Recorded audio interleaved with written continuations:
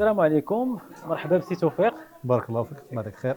Alors, si Tawfiq, aujourd'hui, on va discuter un sujet trop consommé, un sujet trend, un sujet ancien et nouveau, c'est la transformation digitale.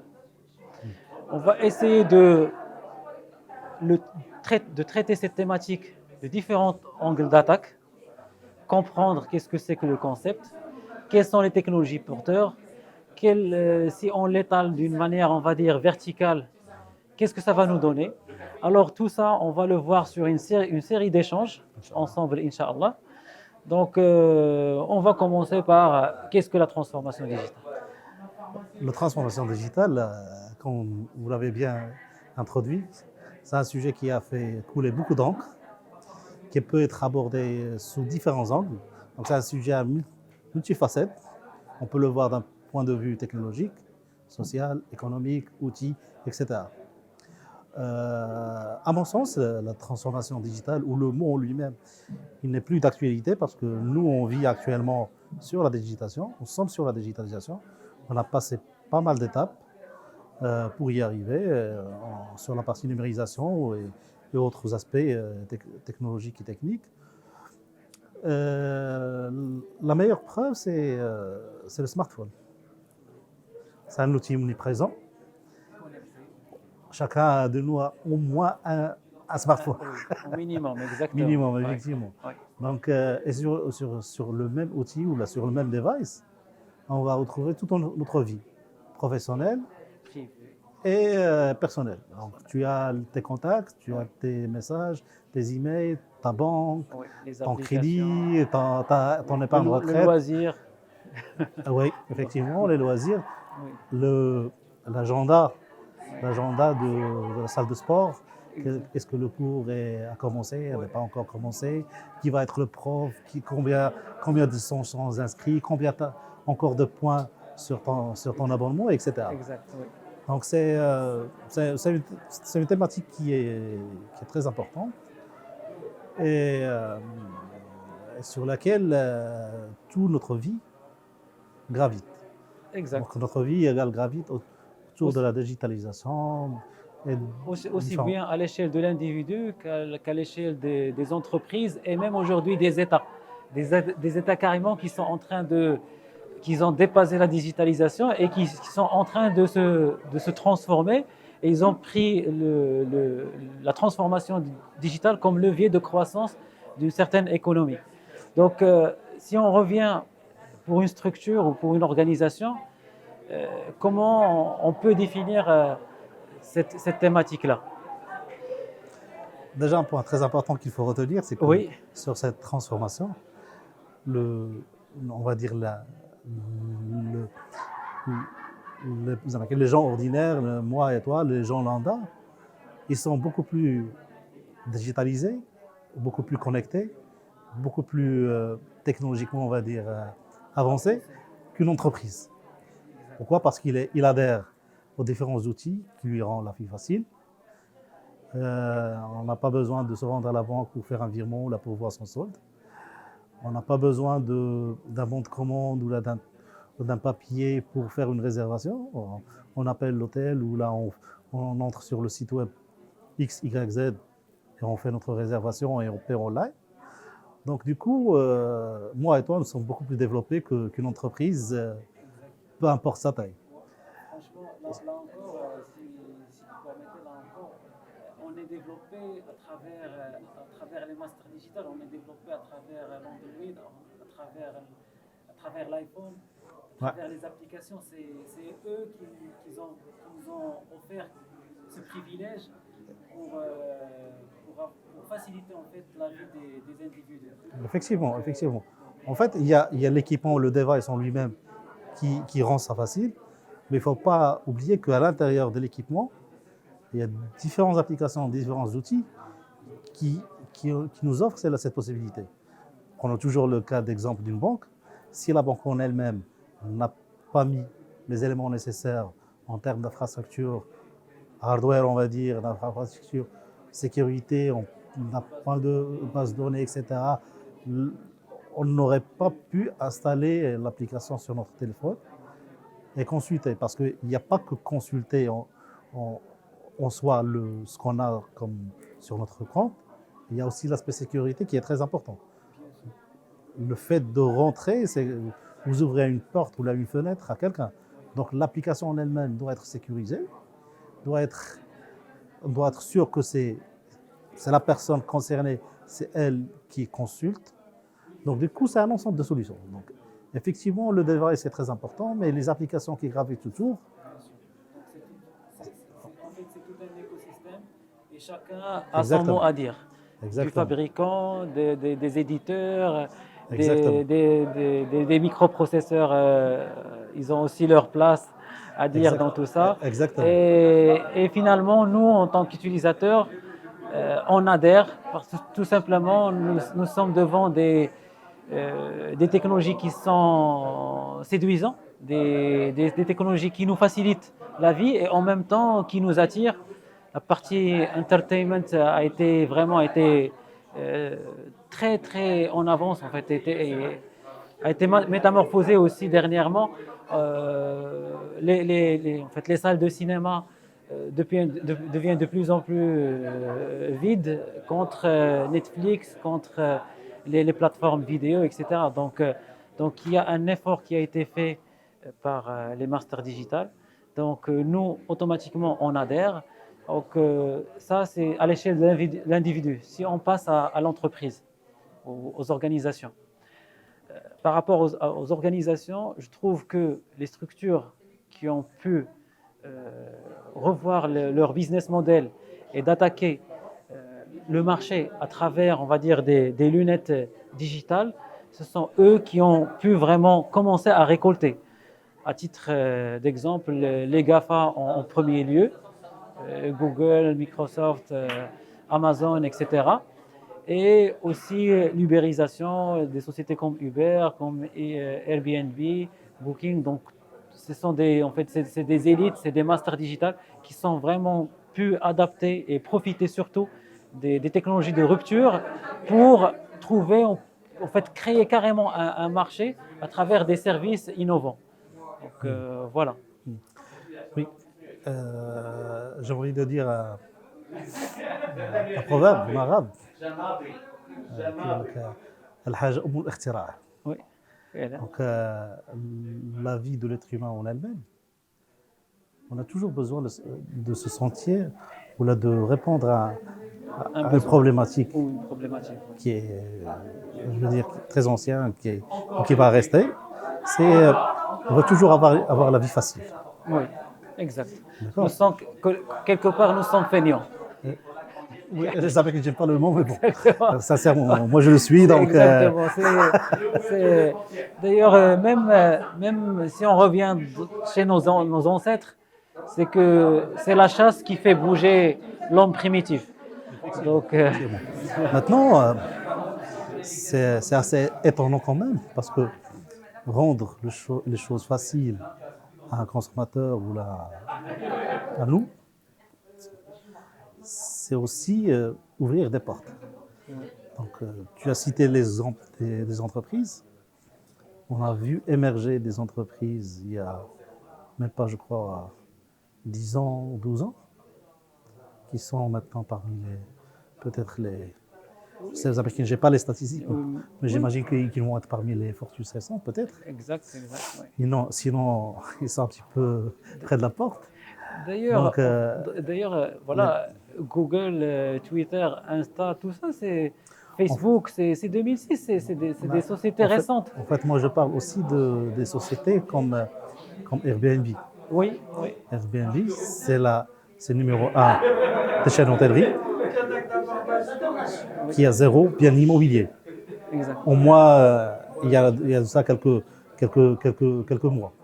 exact, J'imagine qu'à cette heure même, ils n'ont pas encore de bien immobilier en eux-mêmes. exact. Mais tout le monde, quand il veut réserver, Ils passent à il travers est Airbnb.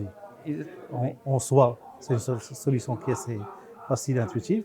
C'est une plateforme qui ouvre la porte aux réservations, que ce soit des hôtels, on va dire, standards, oui, ou là des personnes qui veulent louer. exact, des apparts, des chambres.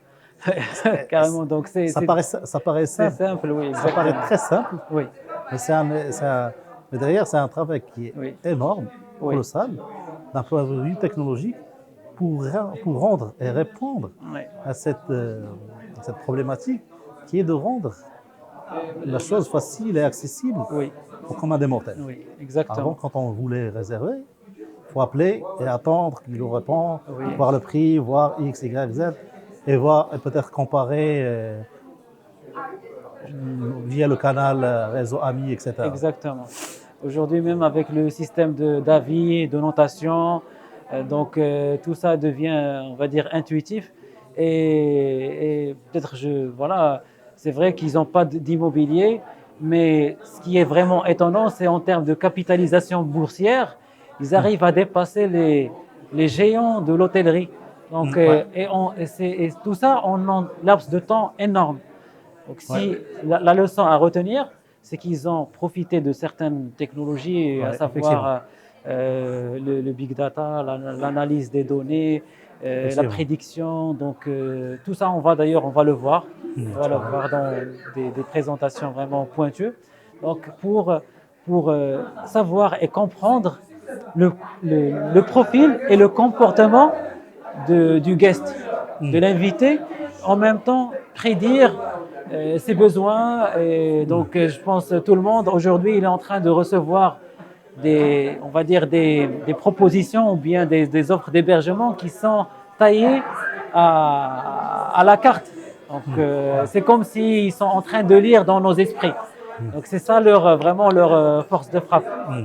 Effectivement. Maintenant, toujours sur le plan entreprise, c'est que les métiers ils vont changer d'aspect. On ne va pas traiter les mêmes choses qu'avant. Par exemple, je vais citer l'exemple d'un livreur. Quand je livre, j'ai une adresse, je dois me rendre à l'adresse, accuser réception, voir est-ce qu'il est disponible, etc. X, Y, Z. Maintenant, avec un système de tracking complet, par exemple, encombré ou intégré dans un PDA, Oui, tout au bout de la chaîne, on a le tracking de notre commande. On sait quand est-ce qu'elle va arriver, oui, à oui, sur quelle adresse, oui, à quelle heure, oui, et exactement. la photo, le nom du livreur, Oui, exact, oui. et le consulter en temps réel, et voir est-ce qu'il est là et pas là. Et même le livreur en lui-même, quand il livre sa marchandise, il la réceptionne et elle est automatiquement comptabilisée sur le système Oui. de la chaîne de logistique. Oui, gestion de stock derrière et tout. Effectivement. Effectivement, Donc, les métiers, quelque part, ils vont changer aussi.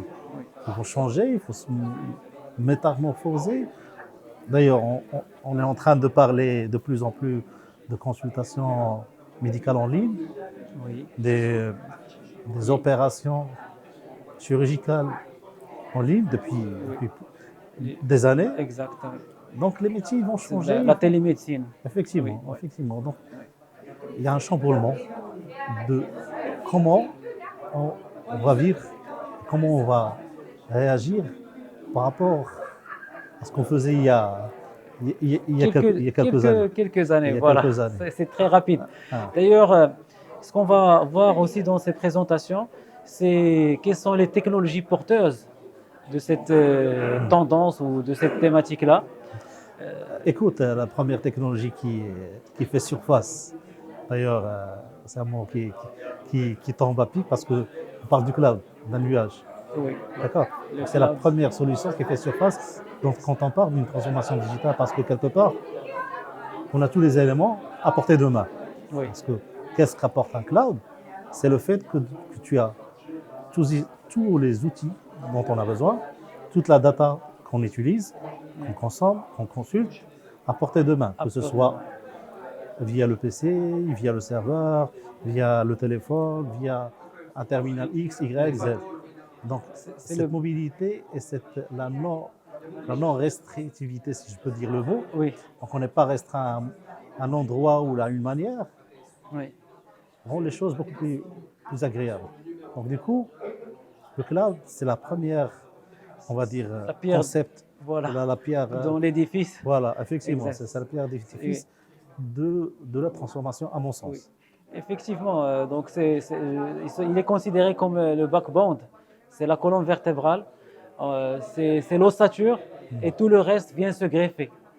Effectivement. Le cloud aujourd'hui, il donne une grande facilité. On arrive en fait, à activer des VM en quelques minutes, lancer des simulations en quelques minutes, démarrer des machines, donc beaucoup de choses, analyser des bases, lancer des OS. Donc, en fait, c'est un écosystème qui est assez complet et complexe Ouais. et ce qui est extraordinaire, je trouve, c'est sa facilité et la rapidité. Donc, et avec ce qu'on retrouve aujourd'hui, avec que ce soit Microsoft Azure ou Google Cloud ou AWS, c'est que aussi les questions de cost, questions de coût, c'est toujours de la consommation, on fait de la facturation à la consommation. Donc, le cloud as a service. D'accord. On va- Imaginons il y a quelques années, 4-5 ans en arrière, si j'ai besoin de monter une solution X et la mettre sur ma salle machine et la rendre accessible aux gens et la développer et la sécuriser. Il me faut minimum, à mon sens, 2 mois. Le temps que les équipements soient là, Oui, le temps que mes ingénieurs y raccordent, qu'ils exact. configurent, qu'ils complètent, qu'ils injectent la solution, qu'ils la remodèlent, etc. Maintenant, sur le cloud, je peux faire la réservation. Ça va prendre 2 heures, plutôt, 2 minutes. Oui, Je réserve un espace disque, oui. un espace mémoire, un processeur. Oui, la Avec configuration à la voilà. carte. C'est exactement, c'est une Oui, consommation à la carte. Je configure mon truc, j'injecte directement ce que je veux implémenter oui, et je la connecte et je la rends accessible. oui. Et je peux faire l'ensemble. Peut-être si l'application elle est déjà là et déjà façonnée, je peux la rendre accessible à tout le monde Au grand dans public. 48 heures. Oui, exact, exact. Alors, peut-être là, Donc le euh, retour sur investissement en lui-même, oui, il devient plus intéressant. oui. Surtout, je vais dire, pour les startups aujourd'hui, c'est vraiment une mine d'or. C'est une vraie opportunité parce que, comme tu l'as vraiment bien expliqué, aujourd'hui, on peut faire des simulations ou bien des tests à l'échelle pilote rapidement, à moindre coût, chose qui était impossible avant. Alors, ça, c'est le premier point. D'ailleurs, on va revenir au cloud.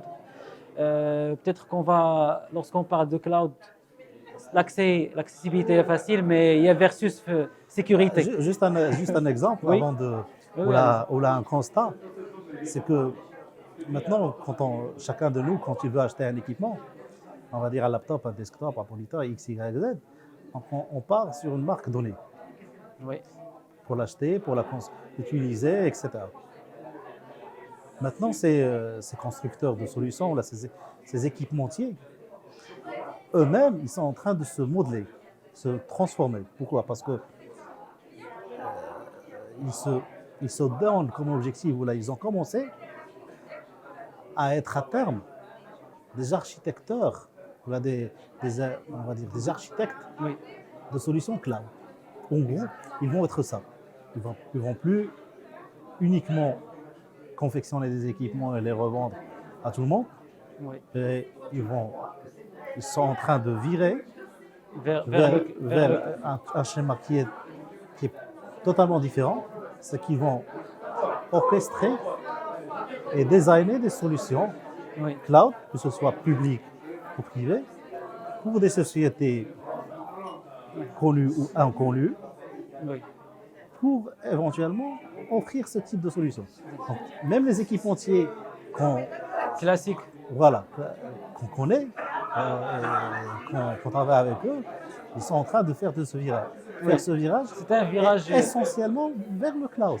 C'est un virage obligé. Autrement, en fait, le sens là où on va, c'est que demain, il n'y aura plus de machines. Il y aura peut-être des clients légers, genre VDI, avoir sa session dans le cloud Aujourd'hui, avec Microsoft 365, c'est quelque chose qu'on commence à toucher. Ouais. N'importe qui, de n'importe quel device, il suffit de se connecter. On a notre, on va dire, on a notre petit environnement de travail, messagerie, nos documents, tout ça accessible, enfin, très, très accessible. Alors, je propose une petite pause et on reprend. Inch'Allah. Alors, on a détaillé la partie cloud.